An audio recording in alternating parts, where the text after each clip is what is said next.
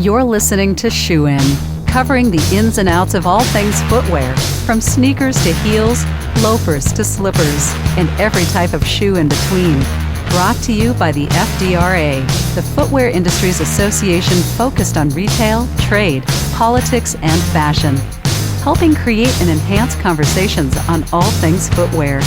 And now your footwear insiders, Matt Priest and Andy Polk. Hello, Shoe In Show listeners. Welcome back to Shoe Radio. We are glad that you have joined us again for another groundbreaking episode of the Footwear Industries podcast. It is the World Footwear Industries podcast, the Footwear Industry of the World podcast. Exactly. We're number one regardless of what you call us. We're number one. We're the number one shoe podcast in Mongolia, Andy. I didn't know if you know this. I knew that. We're in 70 countries. So, I knew that too. You know, one of the things that we like to do on this podcast is really talk about the issues impacting the industry. And it can range from sourcing to retail, fashion. We've talked about a lot of different issues as it relates to the industry. One of the things that's near and dear to our heart, and why I want to bring in our next guest, and also broaden the conversation with Jasmine and Sabria as well, is Black History Month. The shoe industry. We're here in February 2020, and we want to continue this dialogue around the importance of our collective history as an industry and the influence that our African Americans on our industry, as well as where we need to head with this as we think about diversity and talent development and all the things that go into ensuring that we have the most robust representation at every single table that's gathering in this country as it relates to driving the industry forward in a variety of different areas. And so we're going to bring back one of our favorite guests because he has a point of view. He's a thought leader. He's active. He's writing books. He's speaking on panels. He's on podcasts. He's selling shoes. He's raising his family, and that's one Chris Burns. Chris, welcome back to the Shoe In Show, my friend. It's so good to have you with us. Man, thank you guys for having me, and thank FDRA for fighting this battle against the Trump White House and tariffs. Yeah, man. And all of you guys are really taking great care of us. I can't even put it any other way, so I just needed to say that first before we go anywhere else. Man, I appreciate you noticing because it is a tough battle, tough road to hoe for sure, but with your support, and you've been very encouraging just on LinkedIn, I notice it, which is very helpful for us because it's been a weird few years with the tariffs. But you know what? It's why we're here. It's our mandate. It's why we've been in existence for 76 years. It's because of folks like you and the broader industry that need our help and create that mandate. So thanks for noticing. Yeah, definitely. I mean, and like I said, I think we all should take a second to appreciate the work that you guys are doing. So other than that, what's up, everybody? Glad to be back. As usual, you know, I'm open to any and all questions. That's dangerous. Hey, Chris. So we haven't connected since you last came to our African American Footwear Forum in Portland in August of last year. I think everybody can say that like your panel was the standout panel of the evening. So I was glad to have you, we've had you on the podcast, but I was glad to have you, in person and live in action at the forum. So I want to thank you for joining us for that. I definitely appreciate you guys inviting me up. And, you know, that was just being on the panel with those ladies was awesome. Yeah. You know, so, I got to turn off my security system. I'm just pulling up to office. Oh, this is problem. raw and live, people. This is raw and live. No editing done on this podcast, my friends. I know, it's terrible. But I just bought this expensive security system. Well, the world's crazy, so you might need that. Sorry about all that noise. I know that was terrible. You got to protect all your kicks in the trunk, man. You got to do something. I opened my media company. So I started my media company. So I have this office, and it's got a recording studio in it, and it's got, video equipment and stuff like that. And I had to have a system installed. So I got the system installed, and I'll forget that I had it installed because it wasn't on here for about a month. Well, so now I'm okay. I'm ready. Well, we're glad your stuff is protected. That's important. But You telling me? Chris, can you kind of just how would you introduce yourself and what exactly all the many things that you do? If you could give our audience just like a short rundown on that, because I know a lot of people are familiar with you and your work, and especially online, and you've been on the podcast before. And then from there, I kind of want to know what you're up to now, because you're always on current events and steady progressing. So curious to what you are doing now. The same thing that I'm kind of always doing is kind of aggregating data and information and trying to be a catalyst for conversation around the sneaker industry. So in many ways, everything that I'm doing and everything that I do is based on gaining a better insight into how the industry works from the other side, because I've always been on the entrepreneur side of it. I didn't work for a brand, I own brands. Right. So my perspective as an outsider is a completely different thing. So I'm taking Arch, the website, arch-usa.com. I'm taking the website and doing a lot more writing on marketing, e-commerce, of course, and just the business aspects. And I spent last semester teaching at the University of Texas at Austin. Awesome. And and it was really good because the idea of teaching about product segmentation, marketing segmentation, the Boston Matrix, doing all these different things that help students learn about how to approach the industry. I'm starting to realize that no matter what I do, no matter how many shoes I sell, and being in the resale side of it also, it doesn't matter if I don't teach. So I'm becoming a lot more focused on teaching and explaining, as much as I can. So it really takes the right question for me to say what I'm doing. But right. in short, that's what aren't it is. you doing, it's the Chris? process of trying to say, hey, if you're going to be a reseller, you should know this. Yeah. If you're going to try and go into marketing, you should know this.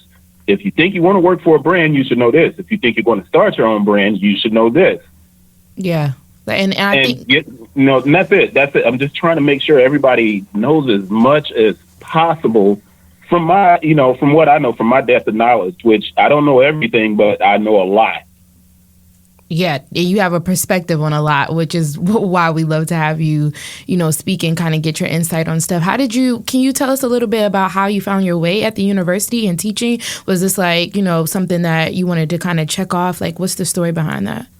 No, well, I've been an educator. I've been a college professor since 2004. When I moved to Memphis, that's what I moved here for, was to teach at an HBCU. I went to basically white colleges. I went to San Diego State, and the school was like 3% black. Wow. So when I finished up grad school, I had an opportunity to take a position, and I was like, it'd be great to teach at an HBCU because I've seen Stomp the Yard and all of these movies, and I wanted to have that experience. Even if I was going to be a professor, I was going to be a young professor, I wanted to have that experience of being at a historically black college, because I didn't have that. I played basketball at San Diego City College, and then I went to San Diego State, and grad school was San Diego State. Everything was San Diego. Yeah. And being able to come back to Memphis and teach at Lemoyne College, it was a completely different experience than I understood. It was incredible. But I've been teaching forever, but I was teaching literature. I was also running the basketball business at the same time. So education has always been there, but I stepped away from it as I kind of dove deeper into the sneaker industry. I stepped away from education, and I actually regret it. I'm glad that Sarah Stewart, who's now the head of the department down in textiles at the University of Texas at Austin, they had a last-minute teacher to take a leave at the last minute, like a couple of days before the semester started. Wow. And she was like, Chris, I need you to teach this class on marketing, this research class. Can you do it? And I was like, no.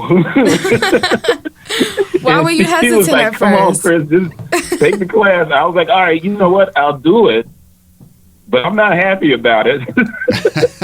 And she was like, I think you're going to really love it. It's right up your alley. And she sent me the course outline, and she said, adjust it, make it your own, and just do this for me. And I promise you, it was the best decision I ever made. Wow. Now you're a Longhorn for life, huh? Huh? Now you're a Longhorn for life. No, well, I guess, but I'm not teaching this semester because I opened a media company. So I opened the office up, and I'm trying to bring people in that don't have office space, allow them to use it like a co-work space. It's like an where incubator. They can do videos. That's cool. They can, yeah, you know, it's just that whole idea of paying it forward. I know what I went through, and I never had a lot of help at all.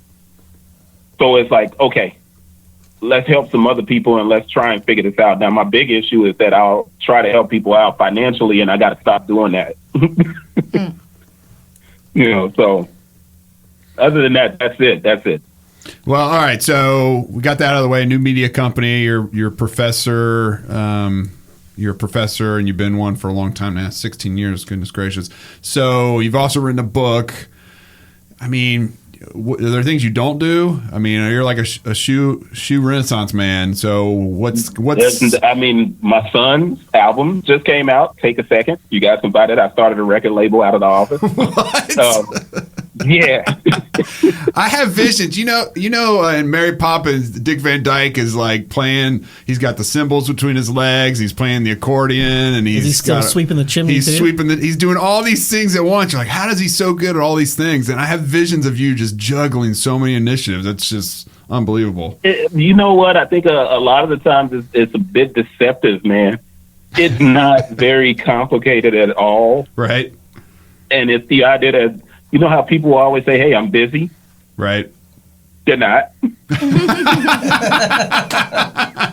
People typically aren't busy. They're full of it. They're not busy. You know, if you have a regular job, you're busy. Right. So I take that back. A person that has a regular job is busy.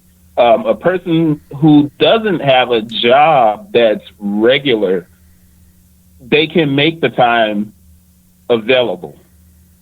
It just has to fit. So when I say I wrote a book, I've written 8 books. So, you know, when you teach, you have to write. Right. That's just a part of the process of being an educator. So I've written 8 books, and the first book I wrote was called 1 Hour to Wealth. And this was like 10 years ago. And that whole book was about just taking 15 minutes here and there throughout the day until you get to an hour a day that you spend on something that you're really interested in doing. So I take that kind of philosophy all the time. And I did that with my son earlier in the summer, right before we did the footwear forum. And I told him, I said, take an hour a day and just work on something an hour a day. And it turned into an album because he's a Stax kid, which, you know, completely different discussion. We're not even talking about shoes yet. My bad. Man. Let's get back on track. No, man, it's all good. Wherever it flows, right? Yeah, I guess. So, all right, let's talk shoes. What's on your mind right now as it relates to the industry? And then I want to pivot from there, talk about African American influence on the industry, and from your perspective as an educator, as someone who has your finger in so many different areas and are working so many different angles within the industry. What are the top 3 stories for 2020 as you think about them in the industry? And then let's talk about the African American influence. Top 3 stories. Let's see. Obviously, tariffs. Yeah. That you guys are working on. That's like the top one because that will affect people and they won't even know it's affecting them. So that's very important. The next one is the takeover of third party platforms. Grail, StockX, Gold, SneakerCon, Kicktify, the takeover of third party and how it's completely changed the way the sneaker industry is working when it shouldn't be. It shouldn't be. But we can come back to that if y'all want to come back. Yeah, sure. The next biggest thing, I would say, is going to be something that people wouldn't say is a big thing. It's Penso's increased activity with different programs. And I have to give Dr. Dwayne a big shout out for that. He created an HBCU program, but he also kept aligning with different brands who were looking at being more diverse. And I think that's a huge topic. So I think third party, everybody else probably would have said the rise of Puma or, New Balance and Kawhi or something like that. But right. I think the third party, I think the tariff situation, and I think the increase in educating the sneaker industry about the importance of diversity. Yeah, those are three, I think, big issues. And I remember talking to Dwayne last year about the future of kind of the African American footwear forums, where we're headed with that. And he just said, you know what, Matt, my passion is driving opportunities for kids in school and providing more line of sight into the opportunities that we have in the industry and developing that talent. And we want to still do these events, but I really want to align with the HBCUs, and he's putting his money where his mouth is, man. And I've seen as they celebrate the Pencil's 10th anniversary, them launching this program, which is, I think, so vitally important. And I think that will pivot to kind of diversity within the industry. But let's table that real quick. I want to go back to this third party. I don't want to talk about tariffs at all. It's a total buzzkill. The third party avenue. What's going on? Like, what is the next step for the StockX and the GOATs of the world? Like, how much of this, you guys like Matt Powell, like, look, it's not that big part of the business. And from a volume perspective, he's been proven wrong now. Okay. He's been proven completely wrong now. All right, talk through that. And he just seems to be a very out of touch person who's not aware. More important, 4 years ago, I wrote an article. Everybody keeps saying that the third party is going to reach 5 billion. Mm-hmm. They were using data that came from Campless, right? Campless became StockX. They were using data that was based on eBay. They were only basing that data on eBay. And I don't know if I said it the last time I was on, as a reseller, and this is where being a researcher and a reseller comes into play, and actually being able to teach about marketing and business writing. Right. I told everybody 4 years ago when StockX basically got started, 2016, 2017, that the resale market was already $5 billion because they had completely overlooked Amazon. So according to their list, they had a list, and it was made, I think that thing came out in 2014, 2015. They had a list ranking the top resellers. Right. And they had these people that were like at $1 million, $2 million, whatever they were making. They did not have me on that list, right? Right. Had they moved towards Amazon and looked at the people who were on Amazon, I would have been ranked third on that list. Oh, man. Which means that they basically missed a complete set of data. Right. And not looking at Amazon. And by the time I kind of crunched the numbers, I was dismissed as somebody who didn't know what they were talking about. But that was before they realized that I actually teach about this kind of stuff as far as marketing and business and, creative writing side of it. I actually teach this kind of stuff. Not just, everybody assumed I was just a reseller. Right. And I was like, no, you guys are not realizing that I've been watching this for a long time. I'm also paying attention to what's happening with the market. So to go back to that point, I said it was already at 5 billion because they had overlooked the fact that a company like Tony Hsieh, Zappos, was basically a resale platform. But the fact that Tony Hsieh was on Amazon and he opened the door up for third-party sneaker sales, and a ton of people left eBay in 2009 and 2010 as Amazon opened up the doors to third-party resale. There were so many big sellers, Chewbacca. There was so many different people that were selling on Amazon who were not included in all of these data sets for 3 or 4 years. Right. So when everybody keeps saying that the sneaker resale market is going to hit 5 billion, I say it has already been there, and sneaker resale is on the decline. Why is that? That's what's important. That's what I'm writing about now. And everybody's like, well, how can you say that if you are continuing to grow in sneaker resale?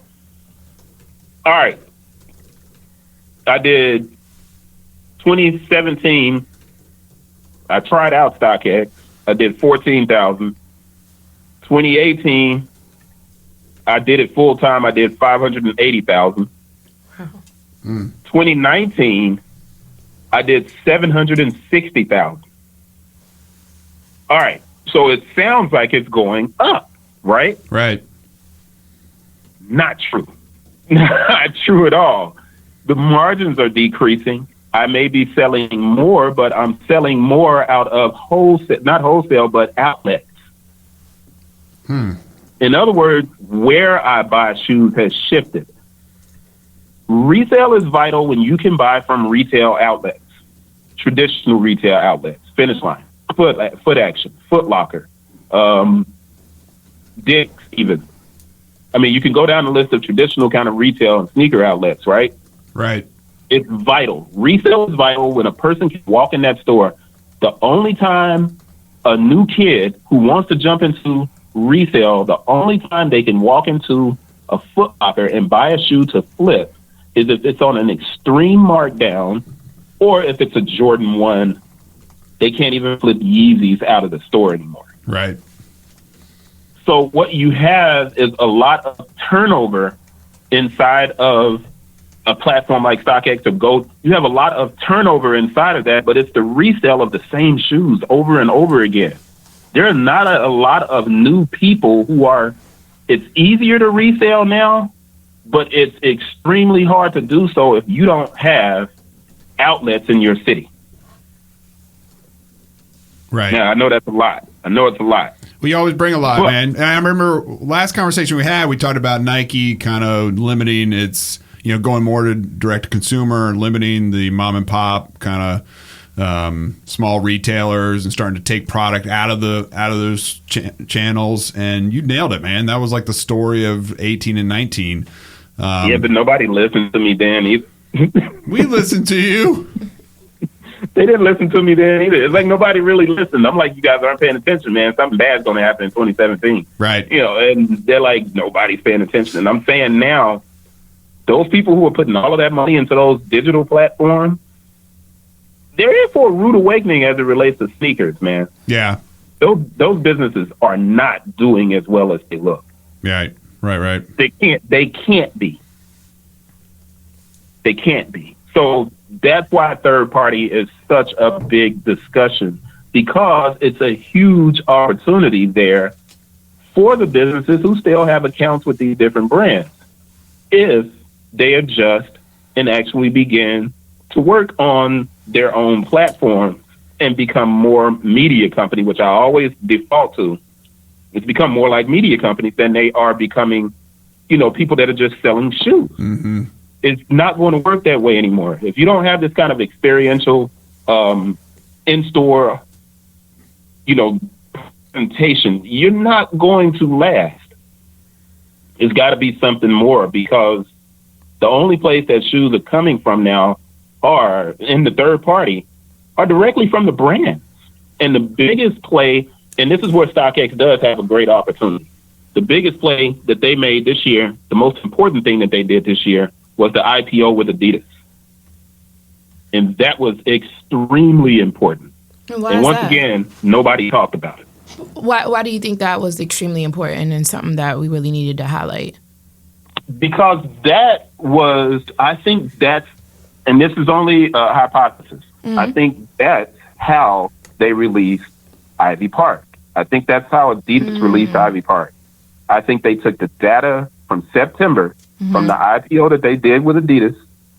They took that data, and that's how they created the products, the amount of products that they made for Ivy Park.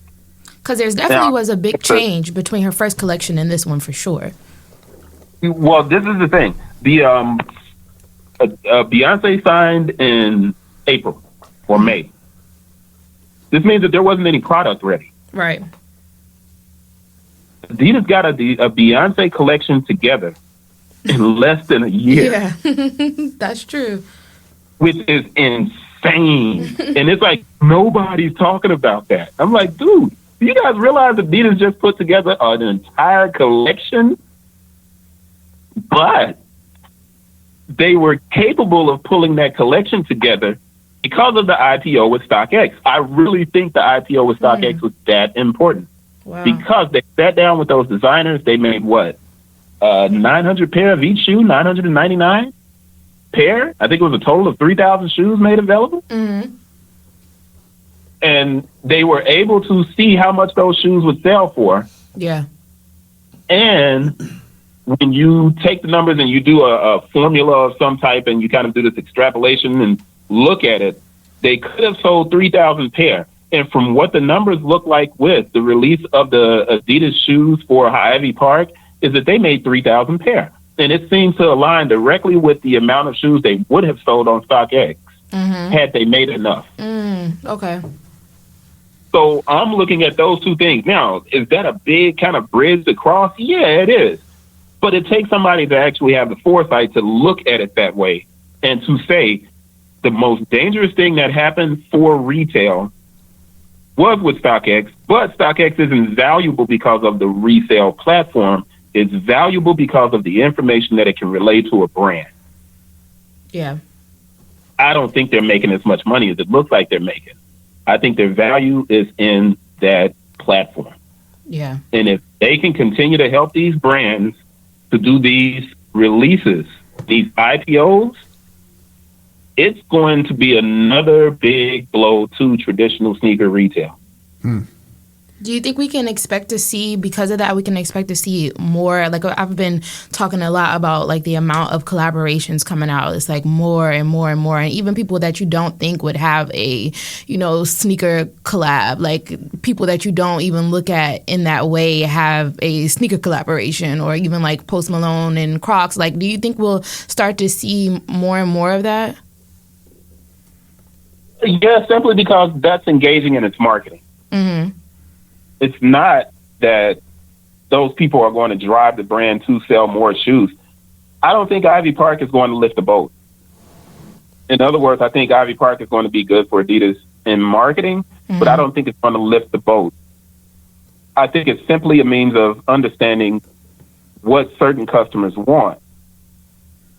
So it's not that, because that collaboration, that IPO with StockX, those people that were collaborated with, like you said, nobody knew who they were. Yeah. You didn't have to know who they were. You simply knew that it was going to be a limited release. Right. So it's not necessarily who they collaborate with. It's simply the idea of it being limited. Yeah, because being exclusive is important. You'll see more collaboration.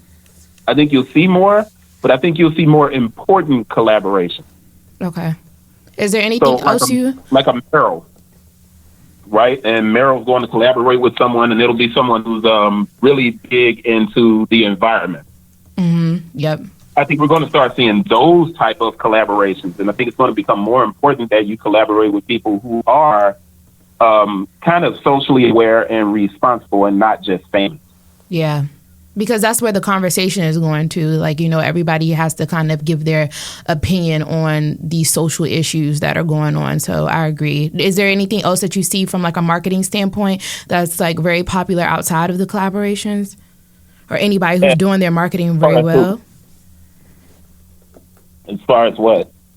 As far as just any in the marketing space, any company that you feel like is really killing it with their like new initiatives or any campaigns that stand out for you. New Balance. New Balance. Okay. New Balance. And we're talking Black History Month. Yeah, let's pivot to that. Let's not be the brand that I would associate with Black History. Not at all. Yeah, I mean, they were the Tiki Torch brand. So, and I know, I'm pretty sure they're like, dude, quit saying that. No, I don't work for them. You said no one listens to you, so man. They were the Tiki Torch brand. I mean, they were the white power brand. And the transformation that they made, the investment into what Boston college up there at UMass, one of the colleges, Amherst, where you have a big black population of students at Amherst. Is it Boston, Amherst? Yep. Anyway, they made a huge investment into that college. And then they followed it up by signing a bevy of African-American athletes just under the surface. Nobody paid attention to who they were signing. So you ended up signing Coco Gauff, right? So you've already got what's the guy's name? Trayvon, the sprinter. Trayvon. Sydney, who runs. She's going to be in the Olympics. You look at the roster of athletes that they signed. As the Olympics gets closer, they're going to be able to pull out a marketing campaign with those athletes that's just, if they do it right, it's going to be incredible. But they've done a great job around Kawhi and around Coco and just the idea of the people that Sydney McLaughlin, that's her name. These track athletes that they've been signing, they've just done a really good job. So I say New Balance as far as the company that killed it. Now, I'll say the company that made the most authentic advertisements, it would be Merrell. It'd be Merrell. Merrell made the most authentic. You had an African American, because it's Black History Month, we're going to go here, an African American who succeeded in completing the Triple Crown of hiking. Right. Black people don't hike. You're not really known for hiking. We're like hiking in the hood, or we're hiking somewhere else. We do. I'm lying, because you got like what's her name, Evie, that runs No Madness, right? No Madness is a travel group of African Americans started by Evie. I think her name is Robinson. I may be wrong about that. Somebody check me. I'm not sure. All right, we'll check. But it's No Madness, and No Madness is a travel group of African Americans, and they go all over the world, and they experience, this international travel. They hike. They do all of this different stuff. Evita Robinson. So I'm being facetious when I say Black people don't hike. They do. Yeah, we did in San Diego. We would go up Cowles Mountain, or we would go to the trails in the Alpine, stuff like that. But Merrell, Akuna Robinson, did the Triple Crown of hiking. Merrell did this just a beautiful video campaign dedicated to this guy.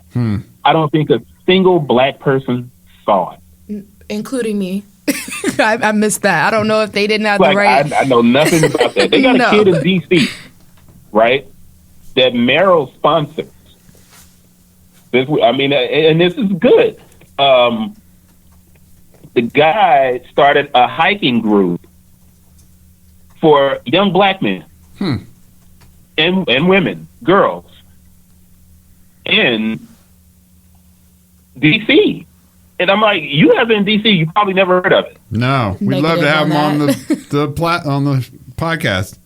His name is Tyree. Hold up. Let me go to my website. Because I got to find. Bring it at home is the name, Tyree Moore. And he founded Soul Track. Okay. Soul Track, right? He's in D.C., Southeast Washington, D.C., and he has this City Kids Wilderness Project. And Merrell is the sponsor for. Wow. And it's one of those things where you have the companies that are killing it, and then you have the companies who are authentic. Right. The authentic and authenticity that Merrell is showing in their marketing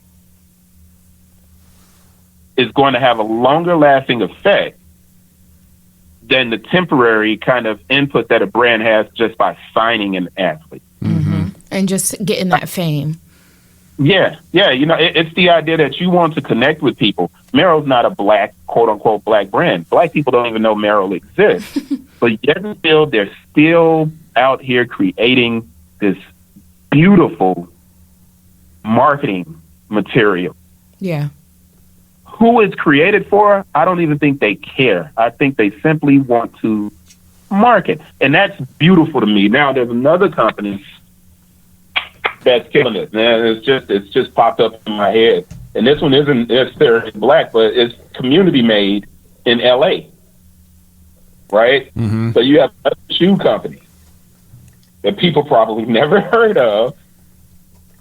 And it's made in America. Right? And you can custom make your own shoe as well as buy the shoes that are on the site. But they give money back to the LA community from every shoe that they make. And they are made in America in downtown Los Angeles. That's crazy. It's crazy. There's just so much happening in the sneaker industry. And I think what happens is we all kind of get caught up into the big stuff and we forget that there's like this beautiful work that's going on, and it should be promoted a lot more, but you're not going to see it on the big blog. You're not going to see it in the mainstream. Right. But it is taking place. And I think Merrill could benefit from having more black people that work for the company, but I'm afraid nobody knows they exist. So you don't even have black people applying for the job. Yeah, that's a problem. Well, speaking of, you said applying for a job, let's pivot. It is Black History Month. Let's pivot as we close out kind of, the opportunities that are out there, the history, African-American influence on the industry. I mean, there's just, you could do a whole series. We could talk for hours about that. I don't want to give it short shrift, but I do want to ensure that we get your thoughts on kind of, your take on where we've been and where we're headed as an industry and ways in which we need to improve. You talked about Dwayne's program and other opportunities, the work you're doing at UT Austin and elsewhere. What else is out there? How do we need to kind of conceptualize African-American influence on the industry? Oh, gosh. That's a big question, like you said. I don't even know where you begin. I love the fact that the AAFF, Jazz did a dope-ass job. Oops, excuse me. Yeah, that's all right. Thank you so much. Dope-ass job. It was so damn awesome. That should be almost moved from city to city because it should be so big. I think therein lies the foundation. FDRA has the ability to expand and grow the knowledge base of everyone that's kind of interested in sneaker culture. And I think the AAFF could do it if it moves. Yeah. It's not centrally located or just not located in the big sports cities. If it moves and it becomes actually kind of like a traveling thing. Because as it stands, companies are companies. They're billion-dollar companies for a reason. And that's because they're very good at what they do. There's no impetus for a billion-dollar company to change. There's none. So why would they go out of their way to become more diverse when they're already making billions of dollars doing what they already do? Right. You're asking them to break away from what they've already been doing. Yeah, it's working already. That's a tough thing to sell. And athletes are signing with these companies anyway. So you're not going to get a big change out of Nike. You're going to get a really nice campaign out of Nike because they got enough money to create a really nice campaign, and kids are enamored and in love with the brand. So they're going to automatically sign with that brand, regardless of whether Nike decides to put African American in the C-suite or make African Americans heads of different departments. And the same thing can be said about Adidas. You're just not going to get that kind of change out of these big brands because they don't have to change. So it's going to be at the grassroots level that things have to change. And I think that's the AAFF. And I think the AAFF, the website has to be a lot more active. And it should be producing content. And it should be a watchdog. And it should be delivering information whenever there's something major that happens with black and brown people in the industry.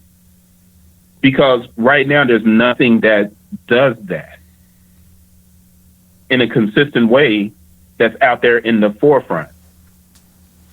So I just, it's such a big question to say what needs to happen.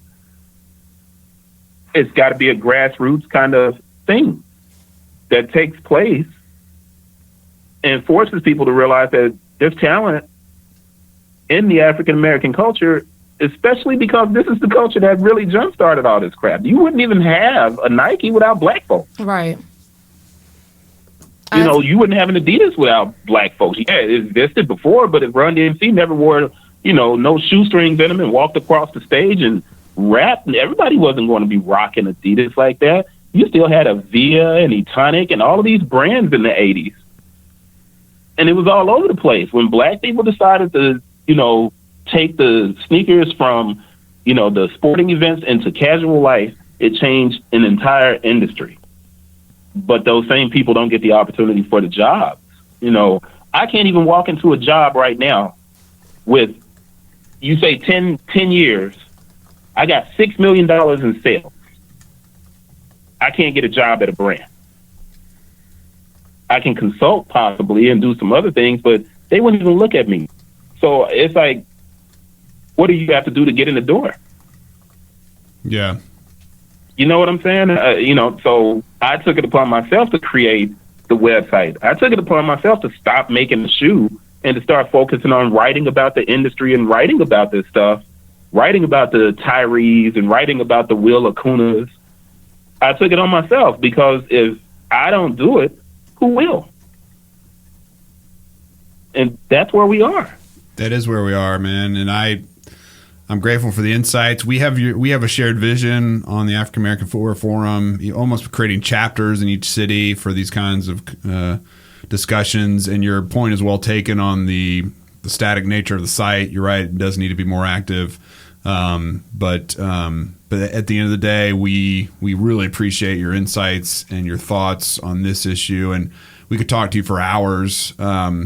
And we'll plan to have you back on, Chris, but we can't thank you enough for your insights on the top 3 things you see in 2020: tariffs, third-party markets, and engagement with HBCUs, as well as what's going on as it relates to the African-American influence on our industry. It's so valuable. You can't even articulate the value that is there. There's so many layers to it. I'd say billions of dollars. That's how you articulate it. Yeah, billions and billions upon billions of dollars, opportunity, job creation, et cetera, et cetera. So, Chris, remind people what website you're on so that they can check you out. arch-usa.com. arch-usa.com. And Chris is on LinkedIn as well. Check him out. He's always got thoughtful things to say and thoughtful posts. And so until next time, we want to push everyone to shoeinshow.com. They can listen to our episodes on all the different platforms. We also ask that you rate us. And if you have thoughts on things that Chris said or things that we've said, you can also send us a voicemail through shoeinshow.com. And for the really hot takes, we will play those on our next episode. But for Chris, for Jasmine, Sabria, Andy, and myself, Shoe and Show is out. Shoe In has been brought to you by the FDRA, the Footwear Industries Association focused on retail, trade, politics, and fashion, helping create and enhance conversations on all things footwear. For information about FDRA, visit fdra.org.